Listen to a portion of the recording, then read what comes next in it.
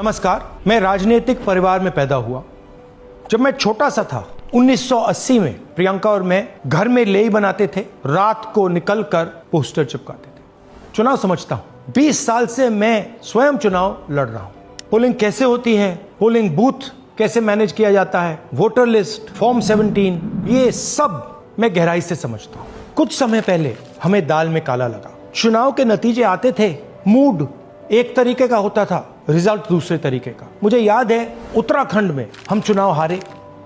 बाद में मैंने कैंडिडेट से पूछा कि जहां रोड शो हुआ था वहां जाके देखिए हमें कितने वोट मिले। हजारों लोग आए थे, पोलिंग बूथ में किसी ने वोट नहीं किया। यह असंभव था, यह हो ही नहीं सकता। उसके बाद छत्तीसगढ़ और मध्य प्रदेश के रिजल्ट, हमें लगा कुछ ना कुछ गलत हो रहा है। 2018 में मध्य प्रदेश में चुनाव होता है, हम जीतते हैं। हमारी सरकार चोरी हुई थी। 2023 में चुनाव होता है, मैंने अपने आंखों से भारत जोड़ो यात्रा में देखा, भयंकर एंटी इनकम्बेंसी, और हमें 65 सीट मिलते हैं। इम्पॉसिबल, हो ही नहीं सकता। और फिर महाराष्ट्र में पहली बार हमें सबूत मिला। विधानसभा और लोकसभा के बीच में जादू से नए वोटर आते हैं, और जहां भी इन नए वोटर्स ने वोट किया वहां वोट बीजेपी को गया। महाराष्ट्र चुनाव के बाद जब हमें डाउट हुआ, हमारे गठबंधन के सारे नेताओं ने प्रेस कॉन्फ्रेंस किए और हमने इलेक्शन कमीशन से कहा कि आप हमें वोटर लिस्ट दीजिए, वीडियो रिकॉर्डिंग दीजिए। इलेक्शन कमीशन ने मना किया। ना उन्होंने हमें वोटर लिस्ट दी और ना उन्होंने वीडियो रिकॉर्डिंग दी। डाउट हुआ, क्यों नहीं दे रहे, क्या कारण है?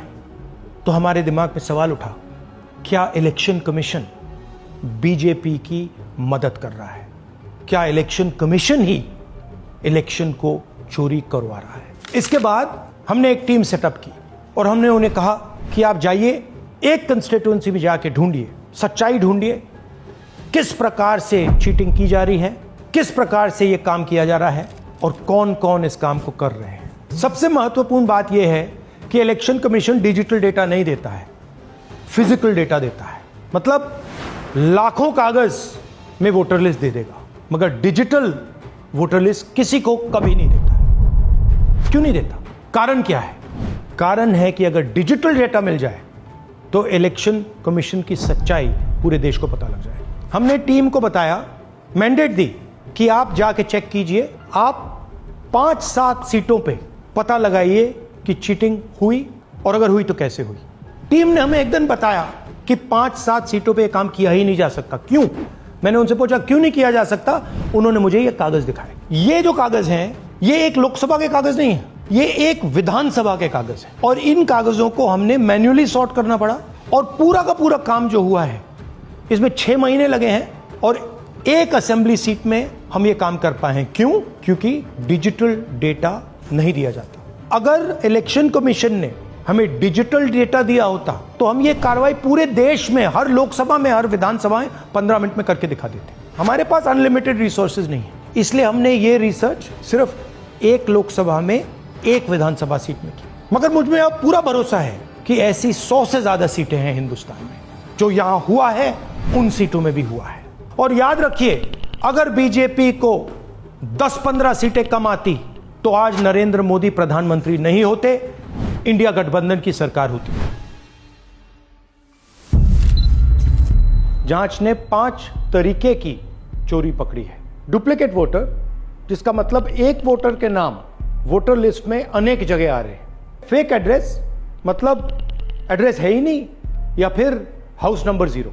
Bulk voter in single address, मतलब एक छोटे से घर में 40, 50, 60 लोग रह रहे हैं। इनवैलिड फोटोज, छोटी सी फोटो है या फिर फोटो ही नहीं है, और वो जो छोटी फोटो है वो दिखती भी नहीं है। कौन है, किसका चेहरा है, नहीं पता लग सकता।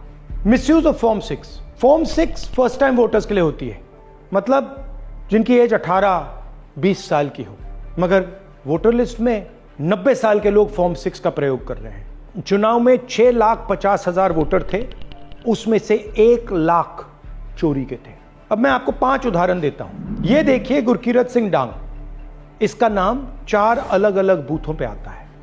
ये कैसे हुआ और क्यों हुआ? एक और उदाहरण, विशाल सिंह, वाराणसी में वोटर लिस्ट में नाम है और बेंगलोर में 2 बार वोटर लिस्ट में नाम आता है। क्या ये वाराणसी में वोट कर रहे हैं या बेंगलोर में वोट कर रहे हैं या दोनों जगह वोट कर रहे हैं? एक और उदाहरण देखिए, हाउस नंबर 0। तो आपने कभी सुना है हाउस नंबर 0? हमने तो नहीं सुना था, मगर बेंगलोर में हजारों हाउस नंबर 0 हैं वोटर लिस्ट पे। हाउस नंबर 35 की कहानी सुनिए। छोटा सा घर है, ज्यादा से ज्यादा 4 लोग रह सकते हैं, मगर इस 35 में 80 लोग वोटर लिस्ट में रजिस्टर्ड है। ये ईआरओ ने कैसे अप्रूव किया, क्यों अप्रूव किया, पता लगाना है। अच्छा, अब ये देखिए वोटर लिस्ट, इनकी फोटो देखिए, या फोटो है ही नहीं या फिर छोटी छोटी फोटो है तो दिख नहीं सकती। इन वोटर आईडीज पे वोट दिया गया है। अब मैं आपको बताता हूं शकुन रानी की कहानी। फर्स्ट टाइम वोटर बनी है, 70 साल की आयु है। एक बार फॉर्म 6 का प्रयोग किया और उसके कुछ ही महीने बाद दूसरी बार फॉर्म 6 का प्रयोग होता है। 2 बार इनका नाम वोटर लिस्ट में आता है और फर्स्ट टाइम वोटर की लिस्ट में आता है। ये फर्स्ट टाइम वोटर हो ही नहीं सकती। तो क्या शकुन रानी जी ने वोट किया या किसी और ने शकुन रानी जी के लिए वोट किया? ये ही छुपाने के लिए सीसीटीवी का डेटा हमें नहीं दिया जा रहा है। और ये शकुन रानी जी अकेली नहीं है, ऐसे हजारों लोग हैं जिन्होंने फॉर्म 6 का प्रयोग करके 2-3 बार वोटर लिस्ट में नाम डाला है। हमने पहले इलेक्शन कमीशन से इलेक्ट्रॉनिक वोटर लिस्ट मांगी थी, सीसीटीवी फुटेज मांगी थी। उन्होंने अपना काम नहीं किया, हमें नहीं दिया। फिर हमने अपना इन्वेस्टिगेशन कराया, आरटीआई भरे और हमारे पास डेटा आया। भाई और बहनों, सच्चाई यह है कि हिंदुस्तान में इलेक्शन कमीशन और बीजेपी मिलकर इलेक्शन चोरी कर रहे हैं। यह पूरा का पूरा सबूत ब्लैक एंड व्हाइट में आज हमने आपको दिया है। इलेक्शन कमीशन जानता है कि हमने उनकी चोरी पकड़ ली है, इसीलिए एसआईआर आया है। यह एसआईआर जो है इंस्टीट्यूशनलाइज चोरी है। इलेक्शन कमीशन खुलकर बिना डरे बीजेपी के साथ मिलकर चोरी कर रहा है। और ये जो एसआईआर है, इसका लक्ष्य गरीबों का जो हक है, उनका वोट जो है, उनसे चोरी करने का है। मैं आपको एक और बात बताना चाहता हूं। इस पूरी इन्वेस्टिगेशन में हमने वोटर एडिशन को देखा है, मगर जितना एडिशन होता है शायद उससे ज्यादा डिलीशन होता है, सबट्रैक्शन होता है। तो ये सिर्फ एक मेन तरीका हमने पकड़ा है, दूसरे तरीके पे हमने इन्वेस्टिगेशन की ही नहीं है। मैं इलेक्शन कमीशन और इलेक्शन के ऑफिसर्स को साफ कह रहा हूं, आप जो कर रहे हो गलत कर रहे हो, ये ट्रीजन है, देश के खिलाफ है। ये मत भूलिए, टाइम आएगा हम आपको पकड़ेंगे, बचने वाले नहीं हो। It is critical that we expose voter चोरी।